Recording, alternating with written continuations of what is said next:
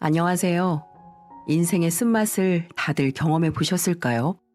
저는 진짜 참 쓴맛을 경험한 사람입니다. 그리고 다시는 겪고 싶지 않을 정도로 호되게 당해 인간관계에 대한 두려움까지 가지게 된 사람이고요. 하지만 조금씩 극복을 하고 있습니다. 게다가 지금은 오히려 제가 겪은 후에 삶이 더 승승장구해져 잘 살아가고 있어요. 그래서 오히려 다행이라는 생각도 하고 있습니다. 분명 저는 남들이 보기에도 열받고 분노가 일어나는 경험을 했고 지금부터 한번 그 사연을 풀어보려고 합니다. 저는 대학을 나와 기술을 배워서 우리나라에서 가장 알아주는 S전자 1차 협력업체에 입사를 하게 되었어요. 비록 S전자는 아니었지만 나름대로 직원도 많고 1차 협력업체 중에서도 꽤 알아주는 중소기업이었습니다. 물론 연봉도 괜찮았고요. 처음에 들어갈 때는 꽤나 고생을 많이 했어요. 당연했죠. 회사 적응도 해야 되고 기술도 빨리 익혀야 됐으니까요. 그렇게 몇 년을 경력을 쌓다가 같은 회사 다니는 여직원과 사랑을 하게 되어 결혼까지 하게 되었습니다. 그때까지만 해도 아내는 참으로 순수하고 내성적이면서도 누가 봐도 정말 착하다라는 생각이 들 정도로 매력적인 여자였습니다. 그래서 1년여의 구애 끝에 결혼을 할 수 있었죠. 결혼 후에 저희는 2년간 알콩달콩 신혼을 즐겼습니다. 집사람은 저와 결혼 후에 일을 그만두었어요. 사실 아내도 회사에서 일을 3년 정도 했지만 본인은 적성에 맞지 않다며 퇴사를 항상 고민을 하고 있었거든요.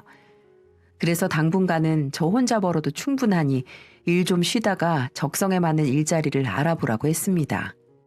이후 늘 지친 몸을 이끌고 집으로 들어가면 따뜻한 밥을 차리고 기다려주는 아내 덕분에 일할 맛이 났어요.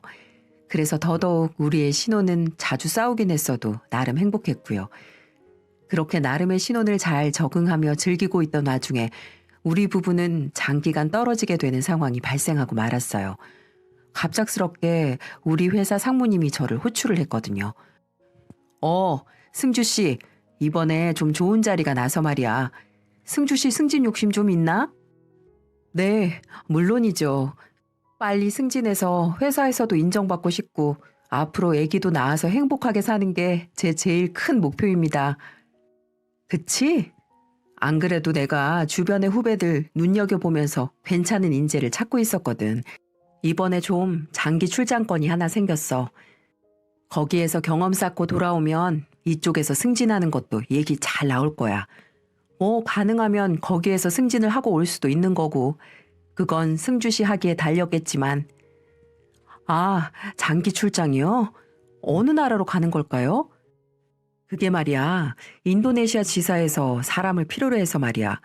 그쪽에서 근무하던 사람이 어머님이 많이 아프셔서 좀 들어와야겠다고 하길래 우리 쪽 직원이랑 교체를 해주기로 했지.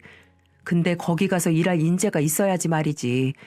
나는 승주 씨가 생각 있으면 추천해주고 싶은데 생각 있어? 인도네시아 출장이요? 아, 그건 제가 혼자 결정할 문제는 아닌 것 같고 제 아내하고 상의를 좀 해봐야 할 것 같습니다. 지방도 아니고 아예 외국으로 가는 거면 아내가 좀 걸려서요. 결혼한 지 얼마 되지도 않았고.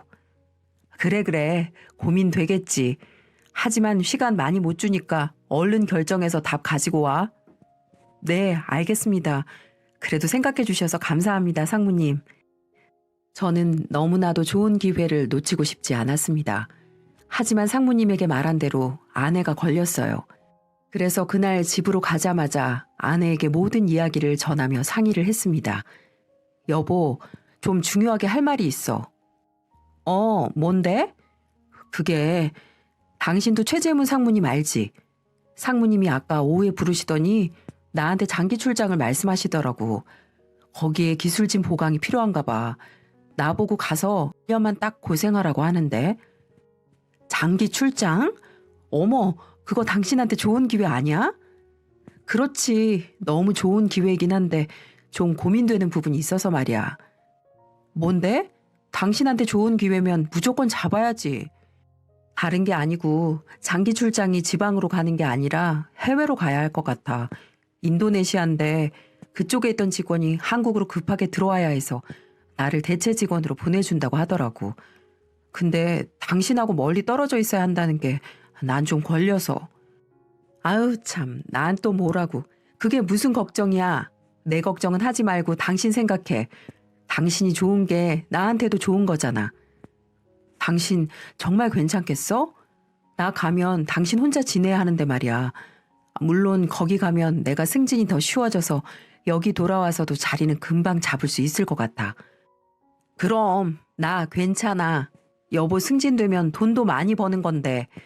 그리고 당신 승진 열정 대단하잖아. 이렇게 좋은 기회를 왜 날려? 인도네시아 가자 여보. 다녀와. 나는 여기에서 당신 기다리고 있을 테니까. 같이 갈까? 아니야. 나는 외국에서 사는 거 맞지도 않아.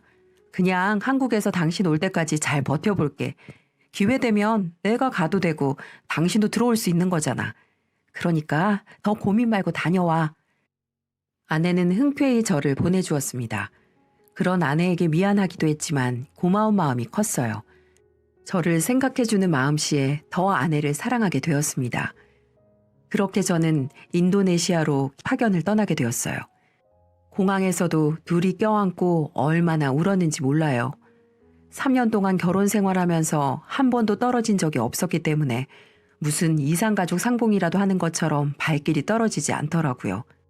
하지만 잠시만 버티면 제게도 잘만 하면 좋은 기회가 생길 수 있기 때문에 이를 악물고 참으려고 했습니다. 그렇게 저는 인도네시아로 가자마자 그쪽 업무를 인수인계받고 적응해 나가는데 정신없이 시간을 보냈습니다. 그러면서도 아내와의 연락은 놓치지 않았어요. 하루하루가 피곤하고 고돼도 저 없이 혼자서 집을 지키며 기다리고 있을 아내가 보고 싶기도 하고 미안했거든요. 그래서 무조건 하루에 한 번씩은 전화통화를 하려고 했고 문자 메시지도 수시로 하며 아내와 연락을 이어나갔습니다. 여보, 오늘도 잘 지냈지? 그럼 당신은 힘든 일 없었어? 오늘은 집에 혼자 있는데 당신 너무 보고 싶더라. 빨래하는데 당신 옷이 없으니까 괜히 센치해지던 거 있지? 그래도 잘 적응하고 있으니까 내 걱정하지 말고 당신 일에 집중해. 알았어. 고맙고 미안해 여보.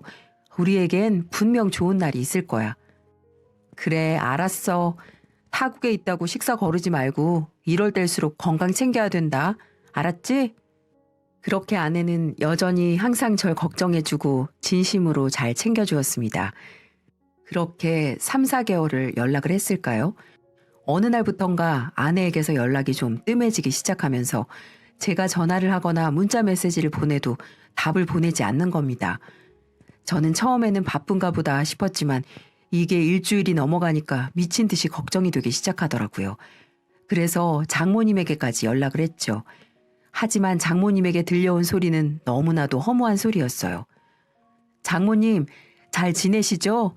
집사람이 연락이 안 돼서요. 혹시 저희 집사람이랑 연락해 보셨나요? 어머, 연락이 안 된다고? 왜 그럴까나?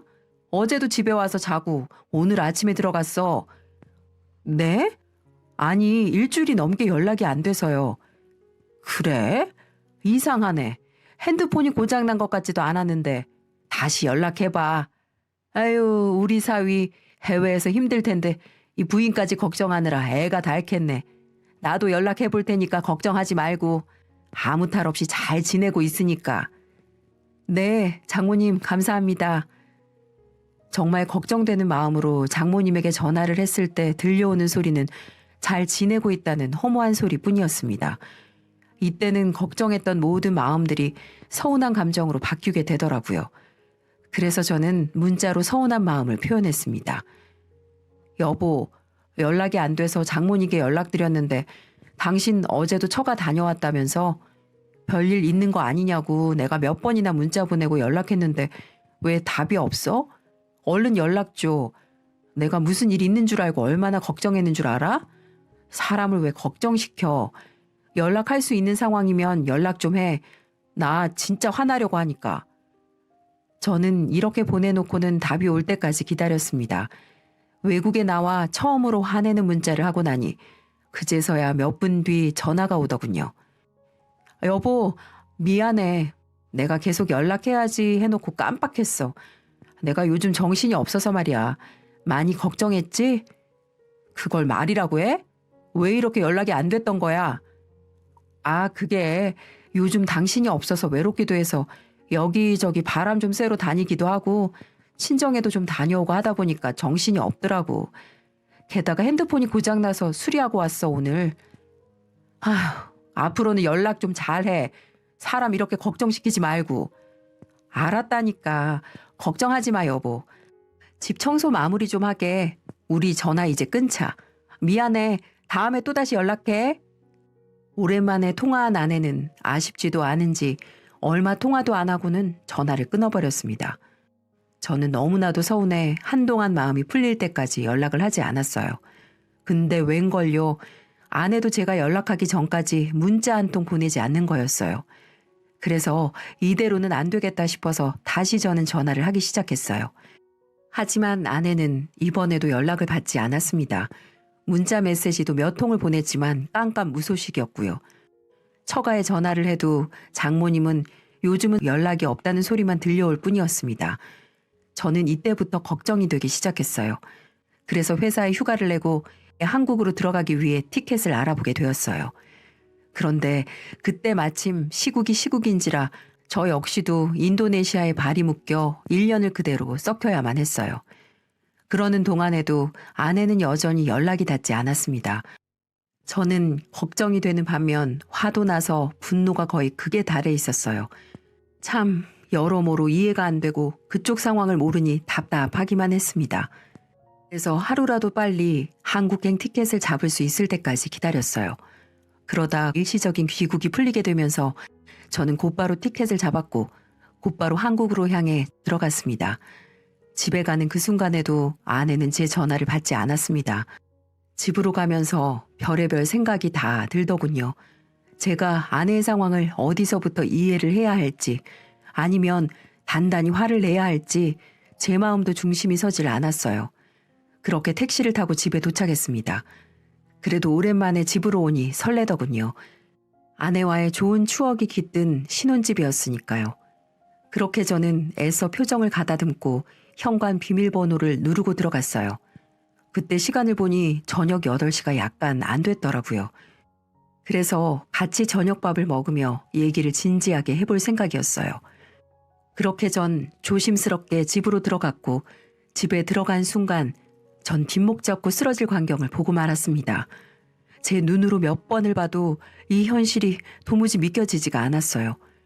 아내가 제가 너무나 잘 아는 사람이랑 마치 부부처럼 다정하게 소파에서 껴안고 있는 모습을 볼 수 있었거든요. 그리고 그 주변에는 제가 가지고 있던 물건들이 아닌 다른 남자의 화장품이나 세척도구들이 잔뜩 들어가 있었고 심지어는 베란다에 그 남자의 속옷이나 옷들이 널어져 있었어요. 저는 너무 충격을 받고 말았습니다. 어떻게 그렇게 믿었던 아내가 이런 짓을 벌 일이라고는 꿈에도 상상하지도 못했습니다. 그리고 아내와 이 집에서 동거를 하는 그 주인공은 놀랍게도 절 인도네시아로 보낸 상무님이었습니다. 아니, 여보, 여긴 어떻게 왔어? 말도 없이 갑자기 어쩐 일이야? 아내는 갑자기 나타난 저를 보더니 황당하다는 듯이 말을 걸었고 그 옆에 있던 상무는 마치 귀신이라도 본 듯 그냥 얼어있다가 눈치껏 도망가려는 제스처를 취하더라고요. 그래서 저는 곧바로 도망가려는 상무의 뒷덜미를 잡아 소파 쪽으로 패대기를 쳤습니다. 그리고 있는 힘을 다해 주먹으로 얼굴을 몇 대 가격했고요. 아무리 힘이 좋은 상무님이더라도 40대 남자가 30대 남자를 상대하기는 버거웠을 겁니다. 제가 죽일 듯이 달려들자 그 상무놈은 헝클어진 머리로 좋게 얘기를 하자고 하더군요. 하지만 그 상황에서 좋게 얘기할 사람이 과연 몇이나 있을까요? 전 계속 이성을 잃고 소리를 질렀어요. 그리고 그뿐만이 아니었습니다. 제가 또 한 번 놀란 사실은 바로 그 아내가 배가 볼록하게 나와 있더라고요. 전 분명 계속 인도네시아에 있었으니 확실한 건 제 아이가 아니라는 거였어요. 그렇다면 범인은 단 한 사람, 바로 옆에 있는 상무 그 자식이었습니다. 당신, 지금 이게 무슨 상황인지 당장 설명해. 그리고 당신, 그 배는 뭐야? 그게 도대체 무슨 상황인 거야? 있잖아. 미안해. 일단은 일단 진정해. 지금 나보고 진정하라고 했어? 미친 거 아니야? 지금 내가 진정하게 생겼어? 그 애새끼는 누구냐고? 혹시 이 새끼 애밴 거야? 그런 거야? 이 상황에 그대로 껴있던 상무는 제가 아내에게 화를 내고 있는 틈을 타서 곧바로 집에서 도망가 버렸습니다. 참 비열하고 간사한 자식이었어요. 지만 살겠다고 도망간 양아치였죠. 이런 무책임한 행동을 하는 상무를 보고 아내는 화가 난 듯 했지만 일단은 눈앞에 있는 저부터 해결하는 게 급급했는지 저의 팔을 붙잡고 매달리더군요. 여보, 미안해. 정말 미안해. 근데 나 이제 저 사람 없으면 못 살아. 그동안 몇 번이나 말하려고 했는데 내가 임신을 해서. 근데 정말 내가 애만 낳고 당신한테 연락하려고 했어. 아내에게서 들려오는 황당한 소리에 저는 큰 실망감과 함께 분노를 감출 수가 없었습니다. 저는 이때부터는 이성을 찾기로 했어요. 이 황당한 소리를 해대는 여자와는 살 수 없다고 판단을 했고 헤어지더라도 제대로 복수를 하고 나서 헤어지기 위해 나름대로 그때부터 머리를 굴리기 시작했죠. 저는 일단은 화가 매우 난 듯 집 밖으로 나가버렸어요. 그리고는 밖에서 어떻게 아내에게 책임을 물리고 헤어질 수 있을까를 궁리했고요. 방법은 하나였습니다. 아내가 바람을 피웠다는 사실을 전부 다 증거로 잡아내는 수밖에 없었어요. 요즘 우리나라에도 바람 피는 사람들이 많기 때문에 인터넷 카페 같은 데 들어가 보니 바람핀 아내라고 검색만 해도 어떻게 대처해야 하는지, 어떻게 해야 재산 분할과 위자료를 받을 수 있는지, 그리고 어떻게 해야 증거를 확실히 잡을 수 있는지 자세히 나와 있는 곳이 많더라고요. 그래서 저는 밤새 그런 글을 찾아보다가 그 다음 날부터 실행에 옮기기로 했습니다. 먼저 저는 용산 전자상가로 가서 초소형 녹음기 하나를 샀어요. 그리고 집으로 들어가서 거실 소파 밑에다가 녹음기를 설치해 증거가 될 만한 무언가를 잡으려고 계획을 세웠죠. 그렇게 한다면 제가 집에 없더라도 아내가 그놈이랑 무슨 수작을 부리는지, 무슨 통화를 하는지 증거될 만한 무언가를 찾기 위해 설치를 했습니다. 그리고 바로 다음 날 제가 밖에서 일을 보고 저녁에 집으로 들어와서 소파 밑에 있는 녹음기를 가지고 작은 방에서 녹음본을 들어보니 조그마한 증거를 잡을 수 있었어요. 당신 나 버리고 도망을 간 게 말이나 돼? 이제 어떡할 거야? 당신이 다 책임진다며. 나랑 살고 싶다고 저 인간 인도네시아로 보내버린 거 아니야? 이제는 애도 있는데 나보고 어쩌라고 그렇게 도망을 가? 빨리 해결해. 아님 나 당신 집으로 데리고 가던가. 당신 진짜 내가 지금 얼마나 불안한 줄 알아? 이거 알려지면 우리 모두 끝장이라고. 빨리 해결 좀 해봐. 아까도 전화 와서는 다 엎어버리겠다고 하고 집 나갔단 말이야. 그렇게 무책임하게 할 거면 왜 씨를 뿌렸어? 나 정말 가시방석이란 말이야. 아내는 이렇게 몇 번이고 그 자식에게 전화를 해서는 불안한 마음을 표출하고 있었어요. 아내는 그 상무놈에게 모든 걸 다 쏟아내고 있었습니다. 그리고 그날 저녁 상무놈이랑 아내가 밖에서 만난 것도 포착이 되었고요. 아내는 집에만 있는 게 답답했던지 상무놈이 일이 끝날 시간에 맞춰 만나는 것 같아 보였습니다. 그리고 둘이 저녁 먹고 같이 이동하는 도착지를 보고 깜짝 놀라고 말았네요. 이것들은 무서움을 모르는 건지 그날 밤에도 모텔방으로 들어가 같이 하룻밤을 보내려고 들어가는 모습이 포착되더군요. 아마도 아내는 제가 무서워 상무놈에게 같이 있자고 말을 한 것 같아 보였어요. 저는 그 모습을 보고 어떻게 인간이라는 탈을 쓰고 이런 짓을 벌이는지 분노를 금할 수 없었습니다. 그래서 전 그것들이 있는 모텔방으로 쳐들어가기로 마음을 먹었습니다. 어서 오세요. 7만 원입니다.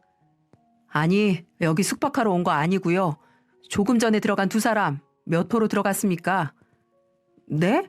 그건 왜 물으시죠? 누구신데 그러시는데요? 저 금방 들어간 여자 남편 되는 사람입니다. 제가 신분증도 드릴 테니 도와주세요. 지금 제 아내가 외도를 하고 있다고요. 사장님도 가정 있으시면 잘 아실 거 아니에요. 제발 외도 현장 잡을 수 있게 도와주세요. 제발 부탁드립니다. 만약에라도 제 아내가 아닐 시 모든 법적 책임은 제가 지도록 하겠습니다.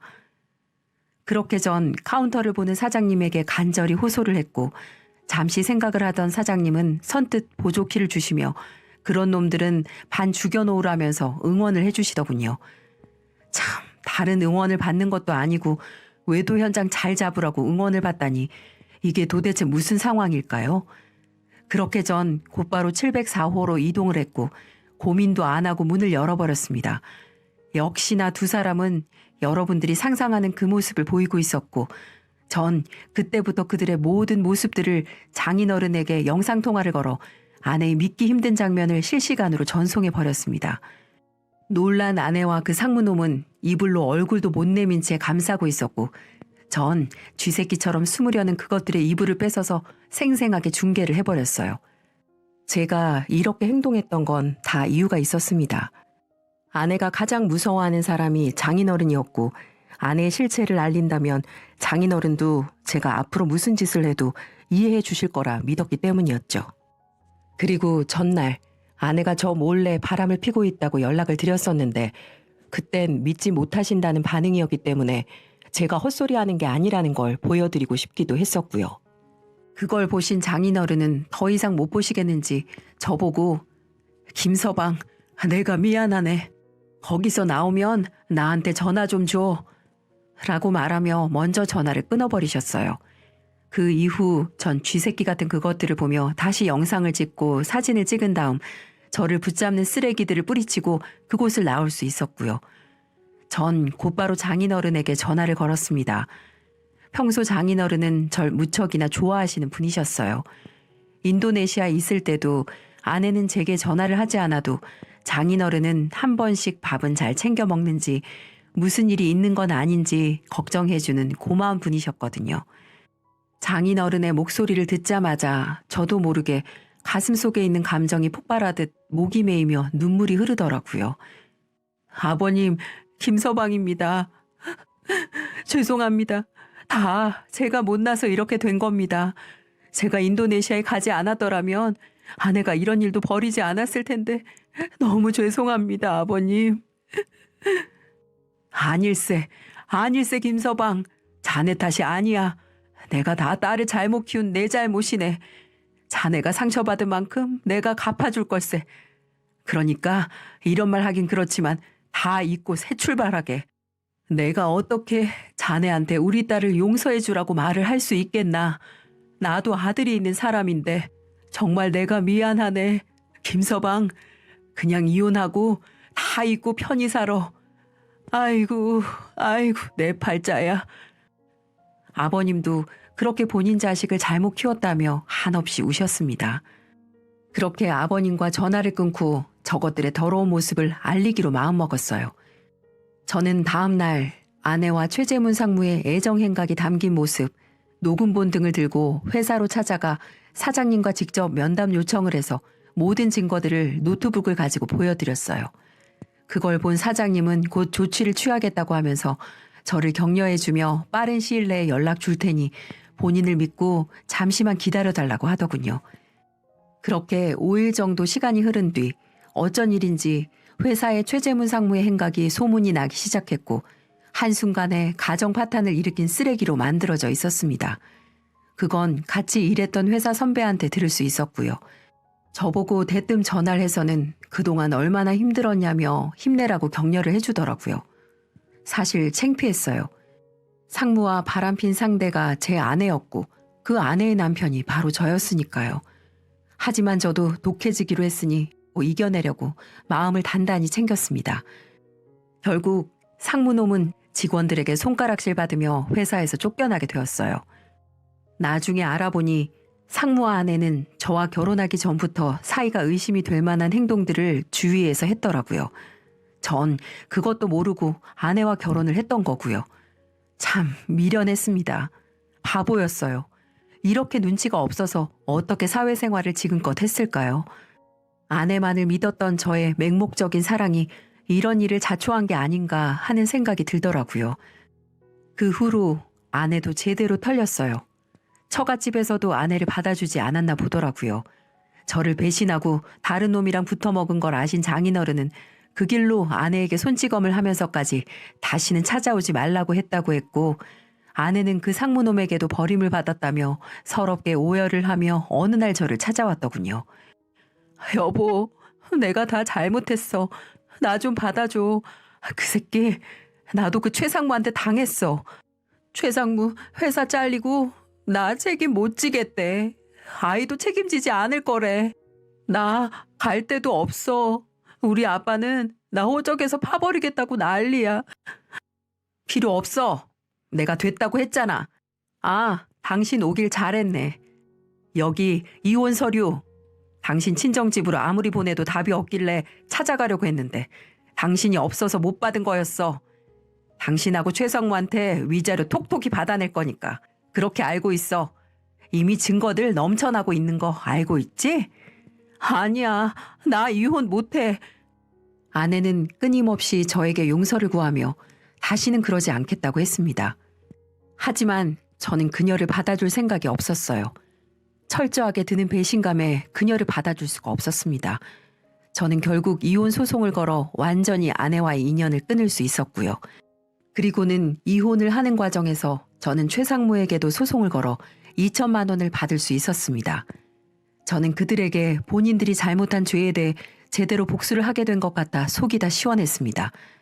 그리고 한 달 정도 있다가 장인어른과 장모님이 눈에 밟혀 정중하게 마지막으로 인사를 드려야 될 것 같아 찾아갔죠.